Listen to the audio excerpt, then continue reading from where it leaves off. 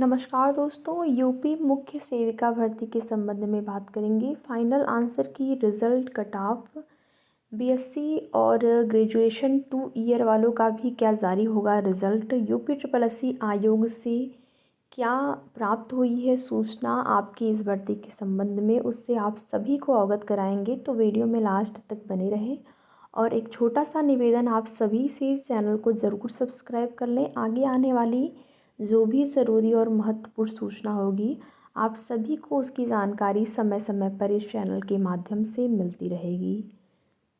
तो UP triple SC से मुख्य सेविका भर्ती के संबंध में फाइनल आंसर की को लेकर बात करें तो कार्य इस पर चल रहा है। लेकिन आप जितने भी अभ्यर्थियों ने परीक्षा दिया, आप लोगों ने स्वयं भी ये देखा होगा, ऑब्ज़र्व किया हुआ होगा आप लोगों ने कि कई ऐसे प्रश्न थे जो कि जिस पर ऑब्जेक्शन किए जा सकते थे और कई प्रश्नों पर ऑब्जेक्शन भी किया गया है। लेकिन अब वो आयोग के हाथ में है, या फिर जो भी सोर्सेज के माध्यम से आपने जो है ऑब्जेक्शन किया होगा, अगर वो सोर्स जो है सही पाए जाते हैं, बिल्कुल ऑथेंटिक पाए जाते हैं, तो फिर उन प्रश्नों में बदलाव या फिर कॉमन नंबर जो भी आयोग चाहेगा वो करेगा। कई ऐसे प्रश्न थे जिनमें कि ऐसा लग रहा था कि 2 ऑप्शन हो सकते हैं सही, हाँ, और कई ऐसे प्रश्न थे जो लग रहा था कि ये प्रश्न ही गलत है या फिर इन चारों ऑप्शन में से कोई भी ऑप्शन नहीं होगा। तो ऐसे प्रश्न थे जिसकी वजह से थोड़ी सी यहाँ पर जो देरी हो रही है आपकी फाइनल आंसर की में, वो इन्हीं सारी चीज़ों को लेकर हो रही है। पेपर आपका जो था वो मॉडरेट टू टफ था और जो भी प्रश्न थे, कुछ प्रश्न जिनमें कि ये सारी समस्याएं थी, उन्हीं प्रश्नों में जो है आयोग पर कार्य चल रहा है। और जैसे ही ये कार्य कंप्लीट होता है, ये सूचना मिली है कि दिवाली के आसपास आप लोगों की जो फाइनल आंसर की है वो जारी हो जाएगी। दिवाली से पहले भी जारी हो सकती है, एक आध 2 दिन 3 दिन पहले भी, और दिवाली के बाद भी जारी हो सकती है। तो मत यहाँ पर सब मिलाकर अगर देखा जाए तो लगभग आप मान के चल सकते हैं कि 15 दिन का और भी आपको वेट करना पड़ सकता है आपकी फाइनल आंसर की को लेकर। और देखिए, कल की डेट में आयोग से ये सूचना मिली रिज़ल्ट के संबंध में कि जो भी रिज़ल्ट अभी तक जारी नहीं हुए हैं, वो उन रिज़ल्ट में थोड़ा सा टाइम लग सकता है, लेकिन कब कितना टाइम लगेगा ये नहीं बताया गया। और आयोग से ये भी सूचना मिली है, जो भी अभ्यर्थी यहाँ पर होंगे लेखपाल से संबंधित, उनके लिए अच्छी सूचना है कि जो है आयोग इस समय प्रमुखता पर रखा है लेखपाल भर्ती को। यानी कि ऊपर से आदेश आया होगा कि इस भर्ती को जल्द से जल्द कंप्लीट करना हो, तो ऐसी जानकारी मिली है कि प्रमुखता पे जो है इस टाइम लेखपाल भर्ती चल रही है, जिसका इस समय आप जो है डीवी का कार्य चल रहा है।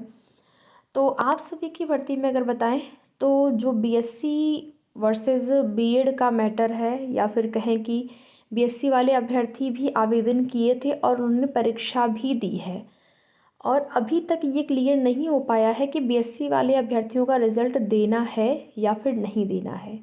इसके साथ ही साथ जो स्नातक 2 ईयर का मामला है, यानी कि आपने बीए किया हुआ है उस विशेष विषय में, जो कि यहाँ पर पात्र होने के लिए आपकी भर्ती में ज़रूरी था, उन विषयों में अगर आपका स्नातक 2 ईयर है, देखिए 2 साल वाले भी आवेदन किए थे और जिनका 3 साल था वो भी आवेदन किए थे।